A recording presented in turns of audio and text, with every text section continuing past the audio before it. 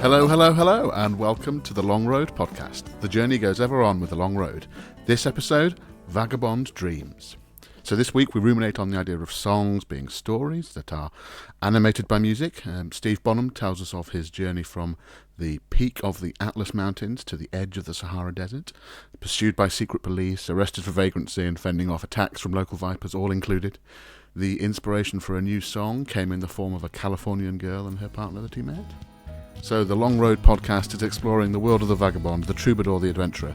The world isn't beige, it isn't processed, it's authentic, it's rich and it's real. And if those are the sorts of sentiments that make your brain light up, then hop on board. We are embracing all of those things, we are celebrating all of that. And we'd love it if you joined us on the journey.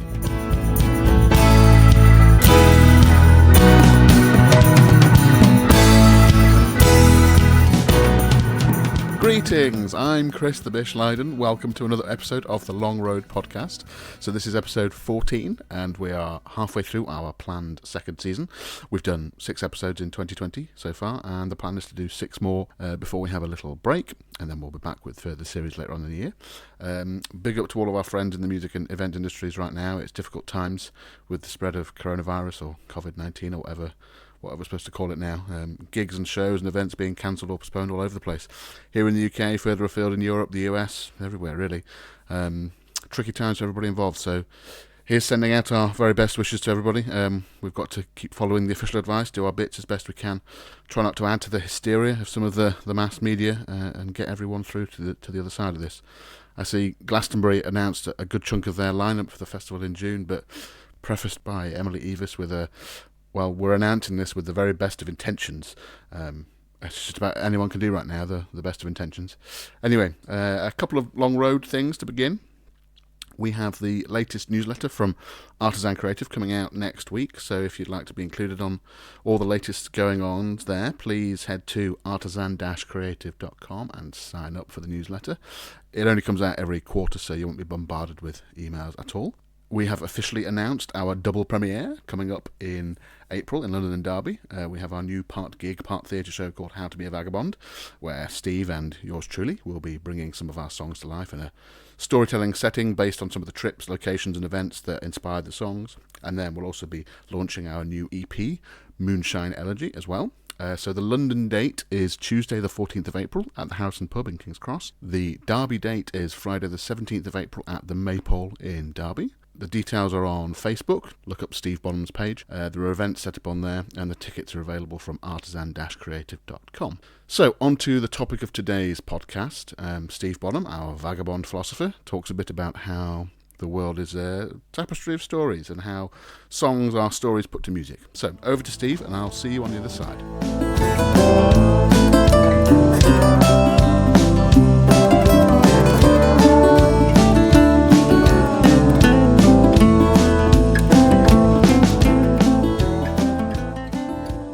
Do you know, I think the world is made of stories. They run like hidden streams across continents, or like fantastical tree roots under oceans. They shape and bind what we see, what we feel. The whole dreaming, devilish dance of life picks up their rhythm. Songs are just stories made musical. A while ago, standing on the top of Mount Toukal, the highest mountain in North Africa, I looked eastwards towards the Sahara Desert, over 300 miles away, and was struck with the absurd but totally compelling idea to walk from these high peaks towards that remote mystical wilderness. Setting off with a Berber friend, Moha, 2 mule boys and 2 mules, exchanging them after 200 miles for 3 camels, I wandered through one of the least visited parts of North Africa. I was on the trail of a lost tribe of dwarves, the echoes of the glowy warlords and puppets of the French, who ruthlessly controlled the region and were still displaying the heads of their enemies on the gates of the fortresses in 1947. Of old camel routes which snaked in and out of the Atlas and anti-Atlas mountains, and to understand more about the Berbers, whose very name for themselves, the Amazighs, means free men. On the way, I was possibly arrested for vagrancy, followed by the secret police on Velocette motorcycles, attacked by an Egyptian viper, and protected by a spirit dog called Black.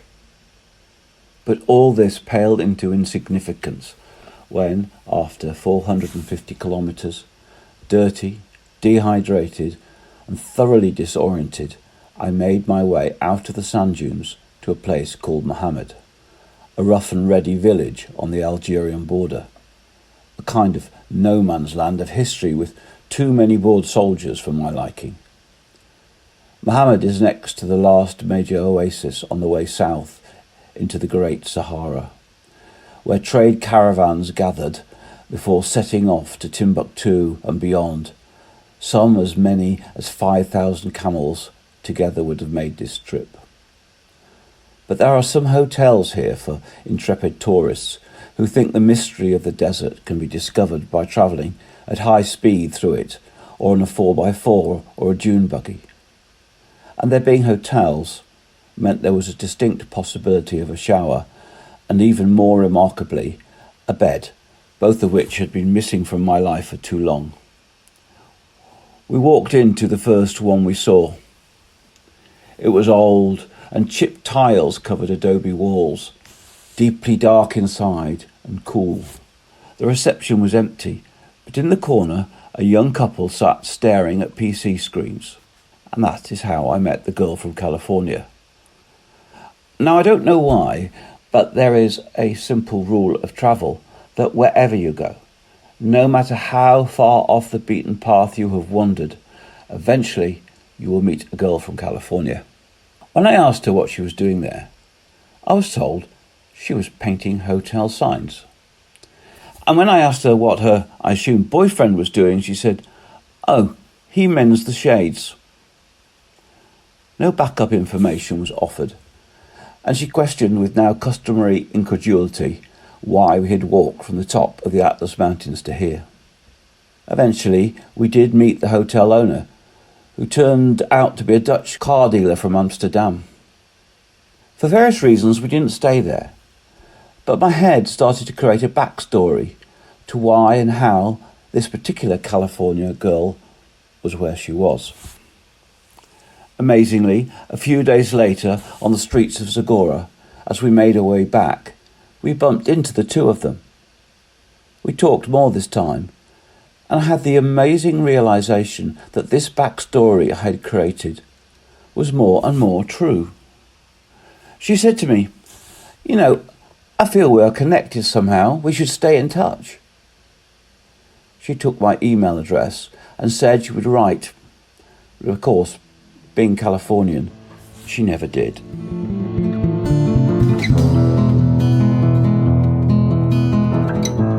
So, well, the Californian girl never dropped Steve that line, but Steve did have a story, her backstory. It turns out a fusion of reality and invention in mind when he put down the story in verse. A little later we'll talk a bit more about what happened to those verses, but for now, Steve is here presenting as a poem the words he wrote, inspired by that part of his trip and the people he met in those places. Now, Steve will be the first to admit it's not the most imaginative title, but it is at least descriptive. So here is Moroccan Song.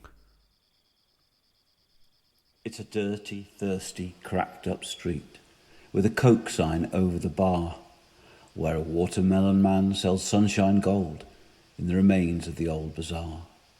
And the gap-toothed fellow and the cat with one eye keep a watch on things as they pass, under a tamarind tree by the old village well, drinking sweet tea from a glass.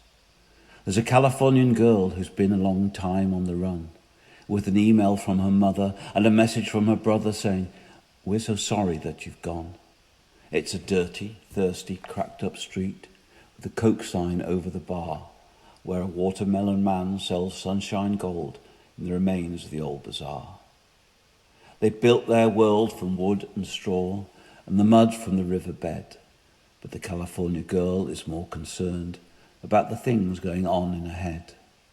And the genie in the bottle who granted her 3 wishes then sailed her over the sea to the tamarind tree by the old village well and some sunburnt geography. where the California girl is painting hotel signs. She's something to confess, won't say her life's a mess, but nothing seems to fit or rhyme. They've built their world from wood and straw and the mud from the riverbed, but the California girl is more concerned about the things going on in her head.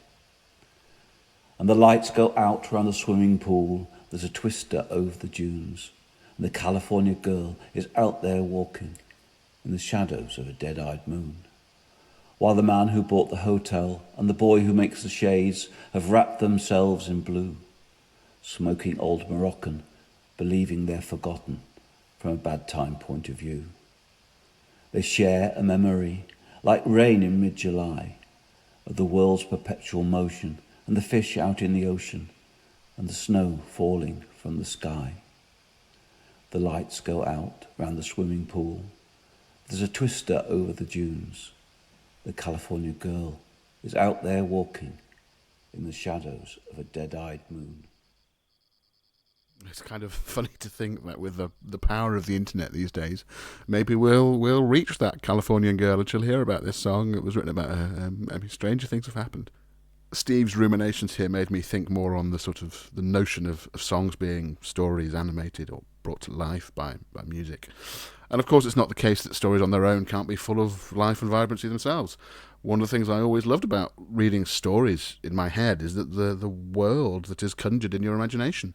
In some ways it's no one's world. In other ways it's the author's world that you're sort of stepping into, and in some ways it's purely my world, my creation, my imagination, and by its nature can be nobody else's. Thinking about what exactly does that character look like? How exactly do they hold themselves? How do they walk? How exactly do they talk? Do they have what regional idiosyncrasies exist in their voice? The description of a particular location conjures up one thing to me and a different thing to someone else. I remember years ago having a chat with a dear pal of mine who was head over heels in love with a certain well-known Wizarding Universe book series. You might know what I'm talking about. And this was after many of the books were published, but only after, one or two of the films had come out. And she was so excited to see the books come to life on screen, although I'm sure they had been pretty vibrant enough in her mind's eye. But after she saw that first film on screen, she was actually, I think, deep down, a little disappointed, I'm afraid. The words that in her mind had created an image, a vision, a world, for some reason that first film just didn't quite capture it.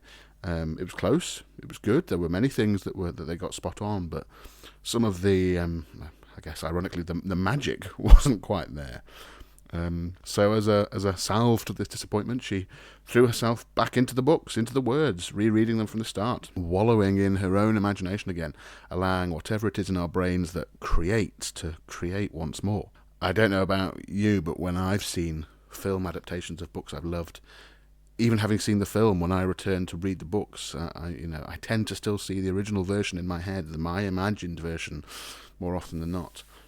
I mean, don't get me wrong, there are some incredible filmmakers out there who manage somehow to get their imagination up there on the screen in incredible ways, mind-blowing ways. But sometimes, perhaps often, the human imagination is still stronger. Perhaps it's because a visual thing, has to create everything. There can be no gaps or blind spots. Everything has to be there. Whereas our imagination, like our dreams, we completely accept that there are visual gaps, or time gaps, or sound gaps, or logical gaps, or reality gaps. Our brain just sort of goes with it, not even attempting to fill in the gaps, really, just allowing things to exist as they are. And I think with songs, there are similarities with dreams. We accept the gaps. Not every detail of the scene or the location is painted in pixel-perfect detail, but there's suggestions, notions, washes of ideas in the music and the words, which leave us, our imagination, our personal movie theatre in our heads, to create however much more we want, if we want. Sometimes, though, the simplest song, somebody with their guitar and their voice, can create the richest of pictures. Throw as much computer-generated wizardry as you like at it. Sometimes the human brain is better. Sometimes imagination wins.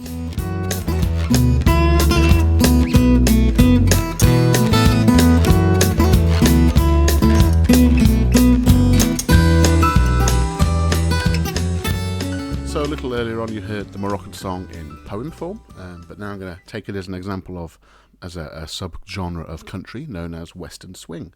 This style originated in the 1920s in the western and southern USA, sort of string bands as they were called, a band basically consisting of stringed instruments, guitars, banjo, string bass or T-chest bass, fiddle, mandolin, that kind of thing. Western Swing was primarily music to dance to, often upbeat in tempo, and attracted huge crowds to dance halls. And there's sort of a clear line in the crossover from country to jazz, and as it grew, the ensemble would augment with, drums or piano and steel guitar, sort of edging ever closer to that all-American big band sound with the occasional saxophone thrown in as well. The term swing back then didn't really have anything to do with the musical rhythm as it does now. Swing meaning that relaxed bum ba dum dum dum ba dum ba dum bum, that sort of rhythm, compared to a straight Latin or rock rhythm.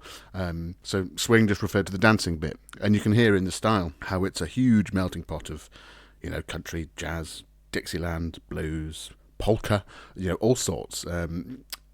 Western Swing went on to influence lead styles like rock and roll, rockabilly and the like. So a few years ago, the Moroccan song by The Long Road was born as a nod towards Western Swing. Up-tempo, upbeat, with a chord sequence you'd find in any classic Western Swing number. The guitar is important in the mix. Rather than having a string bass, we have me on the tuba, but still that sort of jazzy bass line rather than a brass band bass line. I found this quote online. According to Merle Travis, an American country singer-songwriter, Western Swing is nothing more than a group of talented country boys, unschooled in music but playing the music they feel, beating a solid 2/4 rhythm to the harmonies that buzz around their brains. When it escapes in all its musical glory, my friend, you have Western Swing. Well, unschooled in music some of us may be, but certainly playing the music we feel and letting it escape in all its musical glory for sure. So this is Moroccan Song, available on iTunes or wherever you buy your music.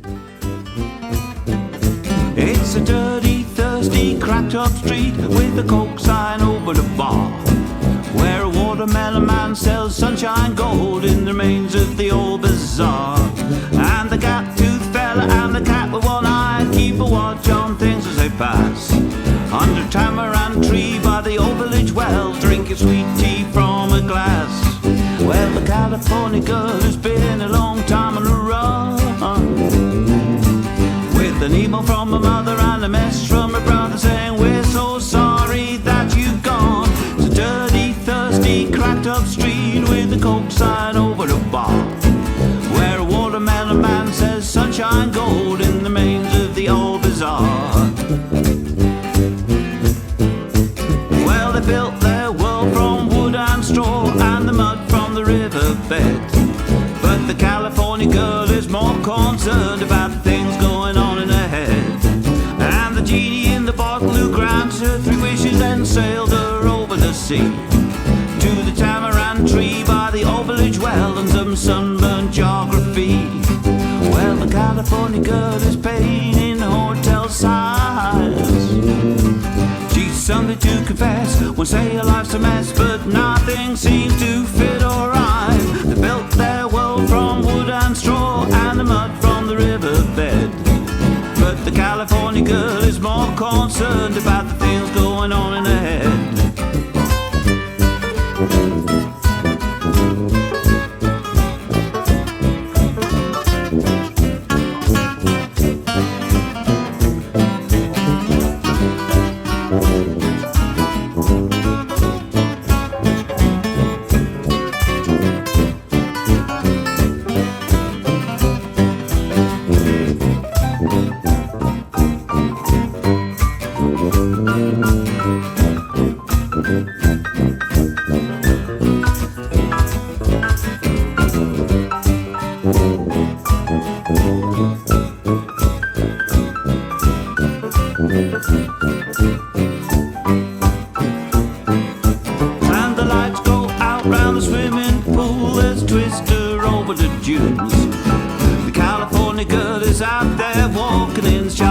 Dead-eyed moon, and the man who bought the hotel and the boy who made the shades who wrapped themselves in blue, smoking old Moroccan, believing they're forgotten from a bad time point of view.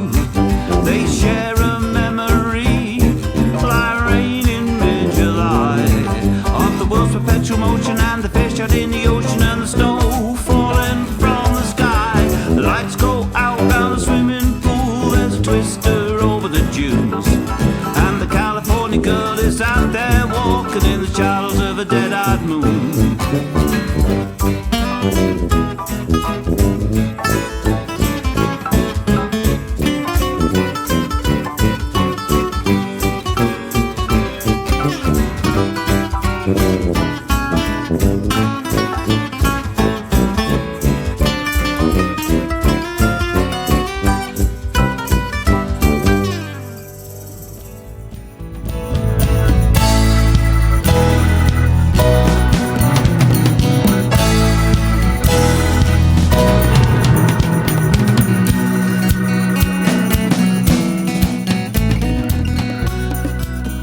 This week's Bishop's Daily Bread. Finally, dear listener, I am embarking on the challenge I laid down for myself several weeks ago now. A nice dinner roll with a crusty outside and a delicious soft inside. To be honest, I was always a bit put off by the term crusty dinner roll. Is that the right word? I'm not sure. Is that what people refer to them as? Anyway, as I speak, the dough is actually in the oven, having had a couple of rises. So the recipe I've gone for this week is off their internet. I avoided the one that was labelled medal-winning crusty dinner roll recipe that Google offered up near the top of the list, mainly because the recipe asked for 1 egg white, which troubled me. Haven't used just egg whites in a recipe before, but I'm sure I could get over that. The main reason was I'd run out of eggs, so put a stopper in that one. The recipe I did go for seemed fairly standard, although it was one of those recipes where they have 5 or 10 paragraphs of other bits and bobs, life story, anecdotes, adverts, etc., before they actually get to the recipe. There was a little discussion, or rather dismissal, of the notion of a spray of water in the oven to get the crusty crust going. Instead, this person had suggested that a glaze be used post-second rise pre-oven, a mix of water and corn flour, which I hadn't come across before in all my years of experience of watching Bake Off. So I will attempt it. Who knows, maybe it'll work a treat. I had seen other shows where the baker threw a bunch of ice cubes in the bottom of the oven after putting the dough in to bake. I didn't really understand why, so I googled it. There's next level research going on here this week, pals. So apparently, steam is essential for a good bread crust because it keeps the outer dough moist while the inside cooks. Without steam protecting the dough, the crust and inner crumb will cook too quickly, creating a burnt, dense bread with little flexibility. And I think we can all agree here in this day and age that a little flexibility goes a long way. They continue. The crispness of the dough is created by starch gel on its surface, which is created in the dough when it's moist at 80 degrees Celsius and above. They go on to talk about the Maillard reaction, I think that's how you say it, or the Browning reaction, where I think essentially sugars in food caramelise to give flavour. I think whoever it was who did that a thing with steaks on TV a few years ago, Heston Blumenthal perhaps, where they recommended, much to the contradiction of just about every other chef on the planet it seems, if you're cooking steak, to keep on turning it every 15 seconds when cooking it on high, as that's the best way to get a good Maillard reaction. The website I found also talks about Dutch ovens, cooking the bread in a pot with a lid, so all the evaporating water is kept inside. Also the spray bottle method, spraying the oven with water a bit before putting the dough in, and then a final spray once the dough is in cooking. And finally they say the ice cube method. Same basic principle, the ice will evaporate into steam when it's in there, and the moistening effect on the dough will give it a good crust. So I'm actually doing an experiment. I've got the current dough in now, which has got a water corn flour crust, as per the original recipe I found. And then I've got another dough, which I'm going to use the ice cube method on, and we'll see which works out best. Exciting times here at Maison de Bishop. If the first batch are actually done before I upload this week's show, I'll do a little update. If not, you might have to wait until next week to hear the results of the experiment. In other longer-term news, I am considering starting a sourdough starter. Never done it before. Anyway, more on that in the coming weeks.